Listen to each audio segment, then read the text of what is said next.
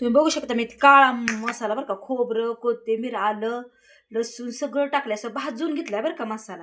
तुम्ही बघू शकता वांगे मी किती सुंदर चिरून घेतलं आहे बघा. असे 4 अशा आळ्या राहू द्यायची नाही. मीठ टाकलंय थोडंसं, मीठ टाकून थोडंसं पाण्यात ठेवलंय बघा. आता आपल्याला फोडणी द्यायची बघा. आता मस्त काळं वांग करणार आहे बरं. जेवढं पाहिजे तेवढंच तेल टाकायचं, लई नाही टाकायचं. तुम्हाला नंतर तर्रीचं तेल दाखवते मस्त पैकी मध्ये. तुम्ही बघू शकता तेल तापले बघा किती सुंदर. थोडी जिरी मोहरी टाकायची बरं का, आणि मसाला टाकायचा लगेच. चांगलं तेलात फ्राय करायचं बरं का.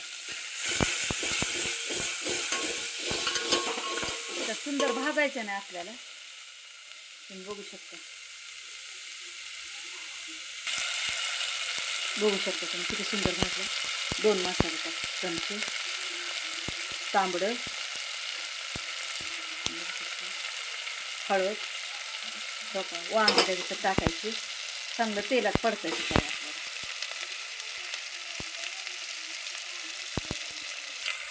चवीपुरतं मीठ बघू शकता, मीठ त्याच्यातच टाकायचं बरं का.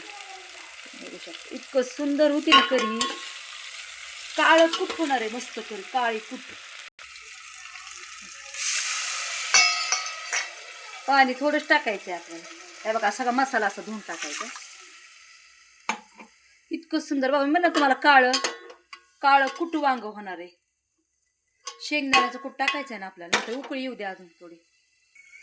शेंगदाण्याचं कूट टाकायचं बरं का. हे बघा तुम्ही बघू शकता, हे बघा इतकं सुंदर आहे ना. तुम्हाला दाखवते वांग असं झालंय ना, तुमच्या तोंडाला पाणी सुरू. मटण मसाला पण टाकतात बरं का.